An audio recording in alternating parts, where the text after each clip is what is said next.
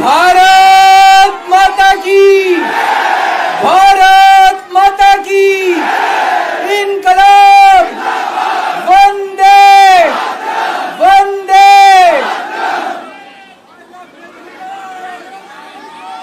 आप सब लोगों का तहे दिल से बहुत बहुत शुक्रिया।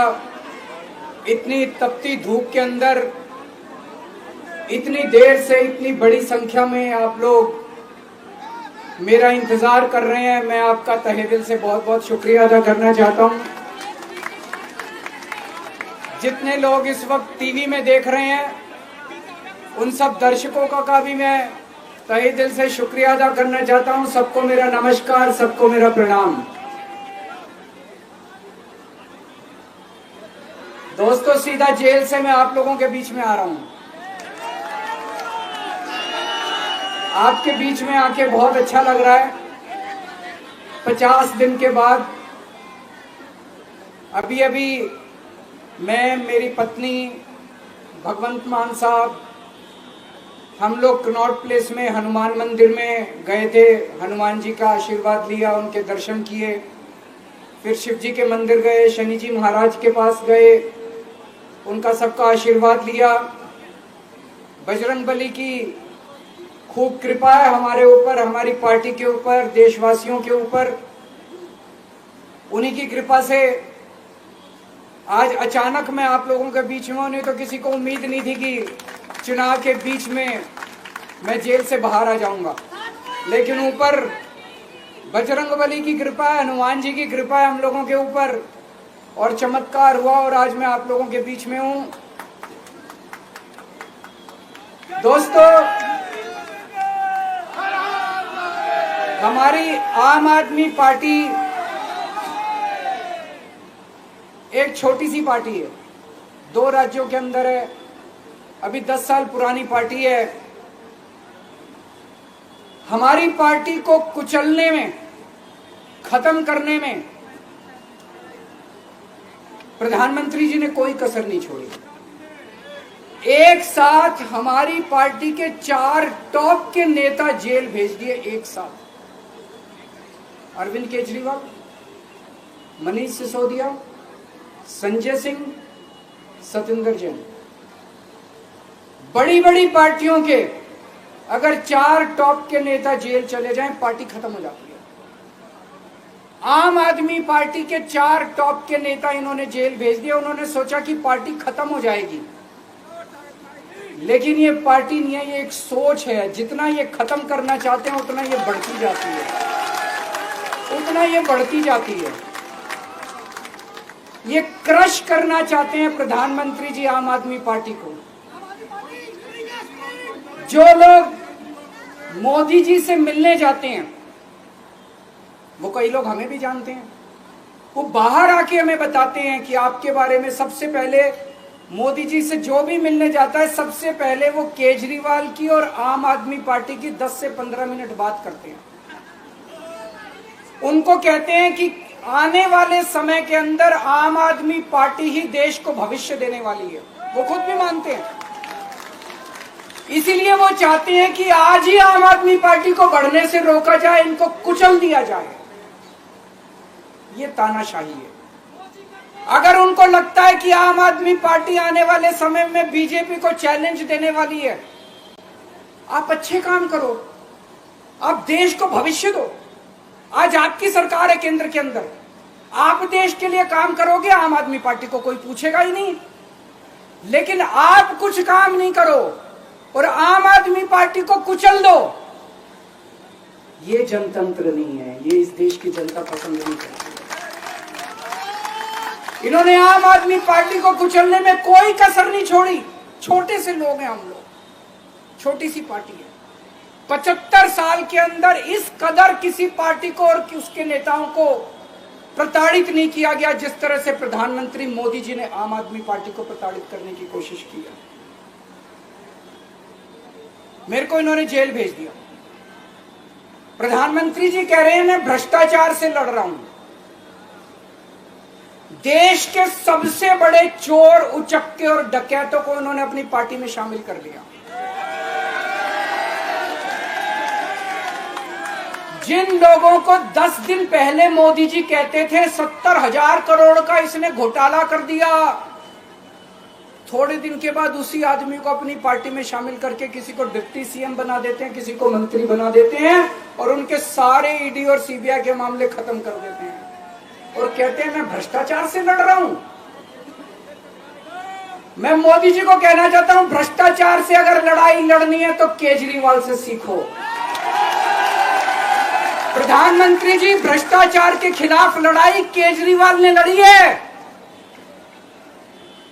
2015 में जब दिल्ली में हमारी सरकार बनी थी, हमारे एक मंत्री का एक ऑडियो मेरे पास किसी ने व्हाट्सएप कर दिया।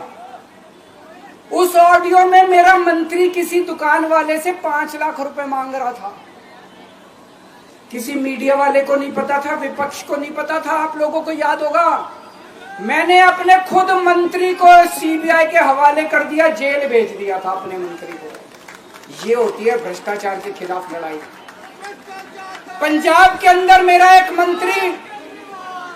एक मंत्री भ्रष्टाचार में, मेरे को पता चला कि वो पैसे मांग रहा है। वहां पे मान साहब ने उसको, किसी को भी, विपक्ष को नहीं पता था, मीडिया को नहीं पता था, हमने अपने मंत्री को उठा के जेल में भेज दिया। तुम देश के सारे चोर उचक्के डकैतों को अपनी पार्टी में शामिल कर लो और केजरीवाल को जेल भेज दो और कहो मैं भ्रष्टाचार के खिलाफ लड़ रहा हूं। तो आप भ्रष्टाचार के खिलाफ नहीं लड़ रहे प्रधानमंत्री जी। आप देशवासियों को बेवकूफ मत समझो। देश बच्चे बच्चे की जुबान के ऊपर हो रहा है कि सारे चोर चक्कों को अपनी पार्टी में शामिल करके और ईडी और सीबीआई के सारे केस उनके रफा दफा कर दे। केजरीवाल को क्यों गिरफ्तार किया?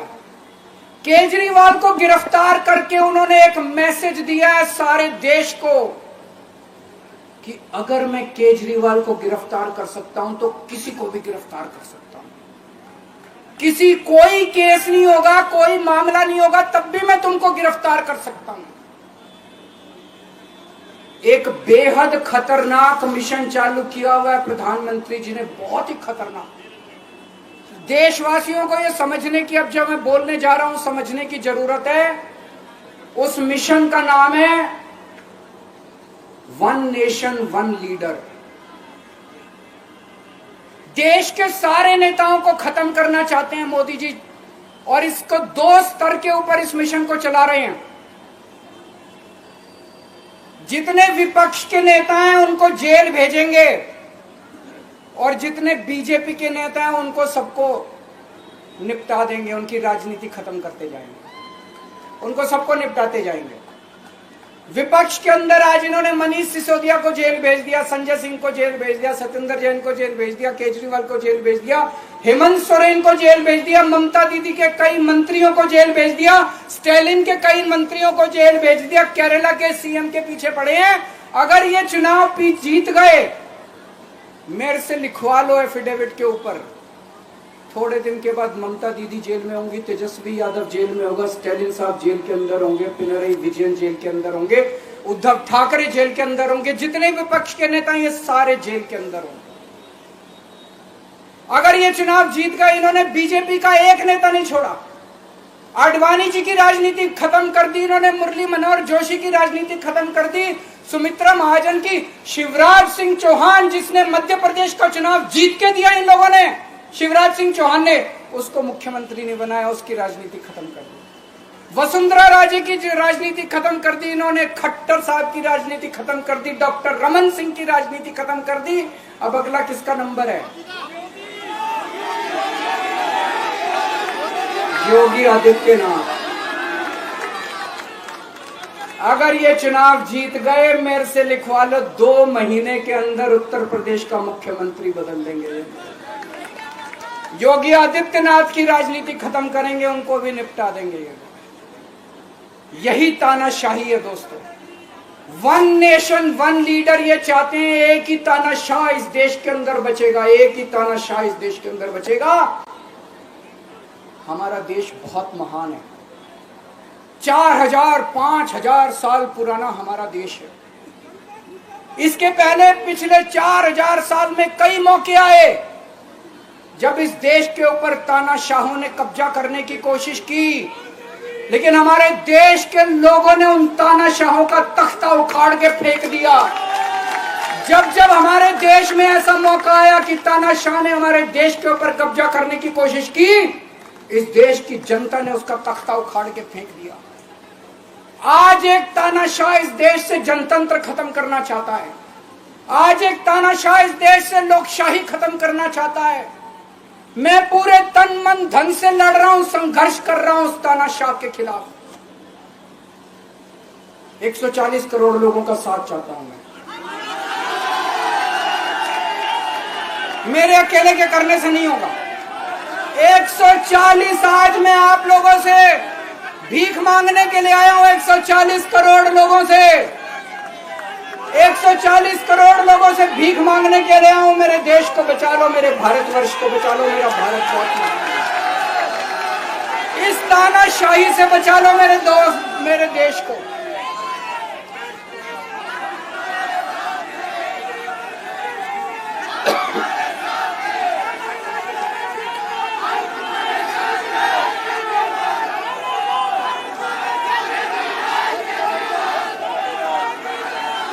मैं सुप्रीम कोर्ट का बहुत बहुत शुक्रिया अदा करना चाहता हूं। उन्होंने 21 दिन दिए हैं, एक एक दिन में 24 घंटे हैं। मैं एक दिन में 24 में से 36 घंटे काम करूंगा। पूरे देश भर में घूमूंगा इस तानाशाही को रोकने के लिए। दोस्तों, जितनी मेरे अंदर ताकत है, मेरा सब कुछ कुर्बान है देश के लिए।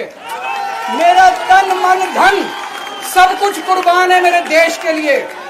मेरे खून का एक एक कतरा मेरे देश के लिए, मेरे शरीर का एक एक कतरा, मेरी जिंदगी का एक एक पल मेरे देश के लिए। मेरे देश को बचाने के लिए मैं पूरे देश में जाऊंगा। दोस्तों, अब एक बहुत महत्वपूर्ण बात करने जा रहा हूं, उसको ध्यान से सुनना। ये लोग इंडिया गठबंधन से पूछते हैं आपका प्रधानमंत्री कौन होगा। मैं बीजेपी से पूछता हूं आपका प्रधानमंत्री कौन होगा। आप लोग सोच रहे होंगे केजरीवाल क्या बात कर रहा है, मोदी जी होंगे। नहीं, मोदी जी अगले साल 17 सितंबर को 75 साल के हो रहे हैं। बीजेपी के अंदर मोदी जी ने 2014 में मोदी जी ने खुद ने रूल बनाया था कि बीजेपी के अंदर जो भी 75 साल का होगा उसको रिटायर कर दिया जाएगा। सबसे पहले आडवाणी जी को रिटायर किया गया, उसके बाद मुरली मनोहर जोशी जी को रिटायर किया गया, फिर सुमित्रा महाजन को रिटायर किया गया, फिर यशवंत सिन्हा को रिटायर किया गया। अब मोदी जी अगले साल 17 सितंबर को रिटायर होने वाले हैं। तो मैं बीजेपी से पूछना चाहता हूं आपका प्रधानमंत्री का दावेदार कौन है। दोस्तों, अगले साल 17 सितंबर तक अगर इनकी सरकार बनी, तो उस पर भी आऊंगा मैं। अगर इनकी सरकार बनी तो पहले अगले 2 महीने में योगी जी को निपटाएंगे ये, और उसके बाद मोदी जी के सबसे खास अमित शाह को ये प्रधानमंत्री बनाएंगे। तो मैं लोगों को, देश के लोगों को आगाह करना चाहता हूं, मोदी जी अपने लिए वोट नहीं मांग रहे। मोदी जी अमित शाह को प्रधानमंत्री बनाने के लिए वोट मांग रहे हैं। मैं पूछना चाहता हूं मोदी जी से और अमित शाह जी से, ये मोदी की गारंटी पूरी कौन करेगा? क्या अमित शाह मोदी की गारंटी पूरी करेंगे? जब आप अगर जो वैसे तो मेरे को लगता है मैं भी आऊंगा उसके ऊपर, मुझे नहीं लगता इनकी सरकार बन रही है, लेकिन जो बीजेपी को वोट देने जाएं वो ये सोच के जाना कि आप मोदी जी के नाम पे वोट नहीं दे रहे, आप अमित शाह के नाम पे वोट दे रहे।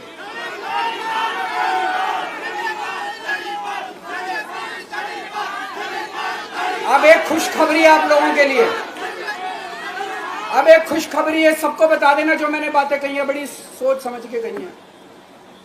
वहां बैठ के यही सोच रहा था 50 दिन से।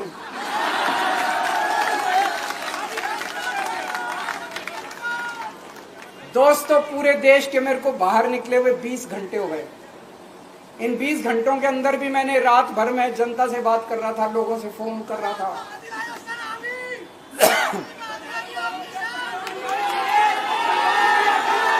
क्या बोल रहे? रात को आंधी आई थी।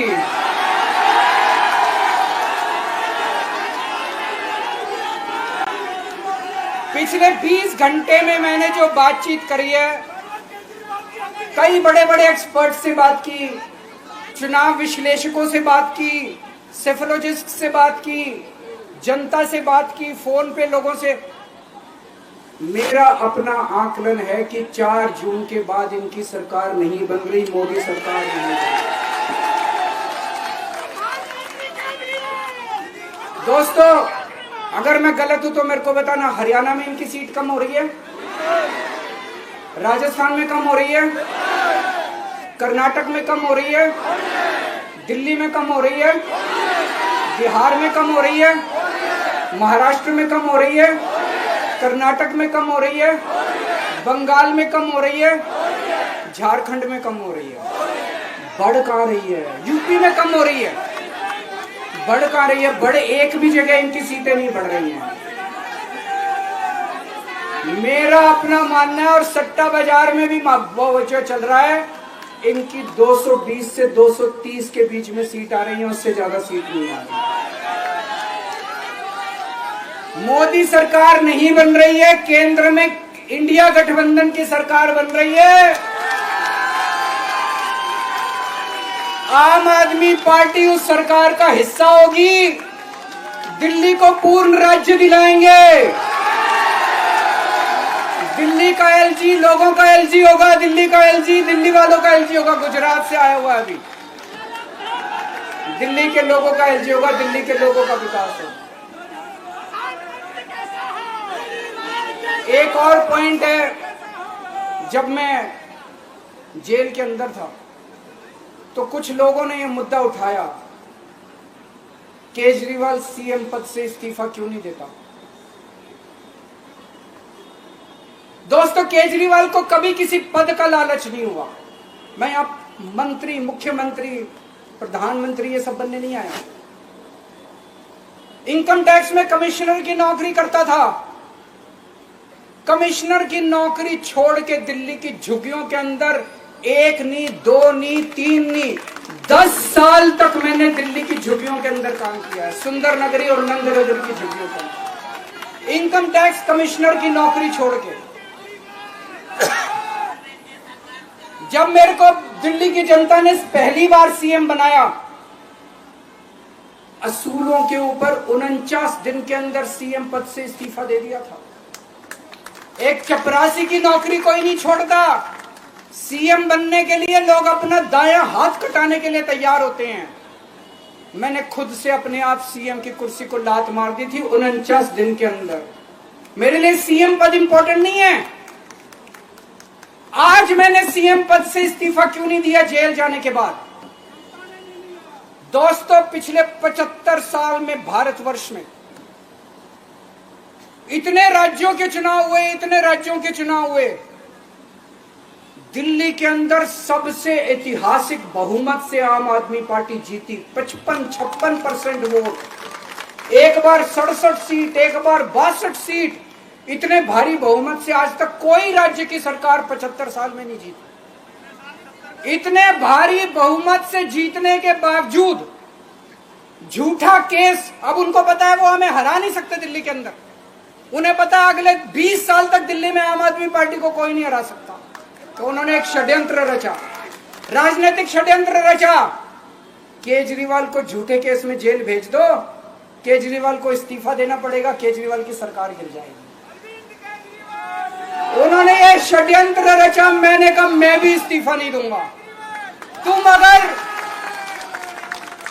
तुम अगर जनतंत्र को जेल में कैद करोगे तो जनतंत्र जेल से चला के दिखाएंगे। दोस्तों, सरकार भी जेल से चला के दिखाएंगे। कतई इस्तीफा, तुम्हारे ट्रैप में फंसने वाले नहीं हम। ये अगर हेमंत सोरेन साहब को भी इस्तीफा नहीं देना चाहिए था, जेल से सरकार चलानी चाहिए। अगर हमने इस्तीफा दे दिया, ये तो बड़ा अच्छा इनके लिए। जिस राज्य के अंदर ये चुनाव हारेंगे उसके मुख्यमंत्री को पकड़ के जेल में डाल दो, सरकार गिरा दो। उसके मुख्यमंत्री को पकड़ के जेल में डाल दो, सरकार। आज मैं अगर दिल्ली की जेल के अंदर रह के दिल्ली की जेल से इस्तीफा नहीं दे रहा, वो इस तानाशाही के खिलाफ संघर्ष कर रहा हूं, इसको समझ लेना। केजरीवाल को किसी पद का लालच नहीं है। सीएम तो 100 सीएम की कुर्सी देश के नाम कुर्बान है। मुझे पता चला मेरे जेल जाने से बहुत लोग भावुक हुए, खासकर मेरी माँ, बहनें, महिलाएं बहुत रोई, कईयों ने बहुत मन्नतें मांगी। मैं सबका बहुत बहुत शुक्रिया अदा करना चाहता हूं जिन लोगों ने अपनी दुआएं, करोड़ों करोड़ों लोगों ने अपनी दुआएं भेजी हैं। पूरी दुनिया भर से करोड़ों लोगों ने दुआएं भेजी। उन्हीं के आशीर्वाद का कमाल है कि आज मैं आप लोगों के बीच में हूं। आप लोग सब लोग सुखी रहें, देश खूब तरक्की करे, फले फूले, आप सब लोग खूब खुश रहें, ऐसी मेरी प्रभु से इच्छा है। भारत माता की।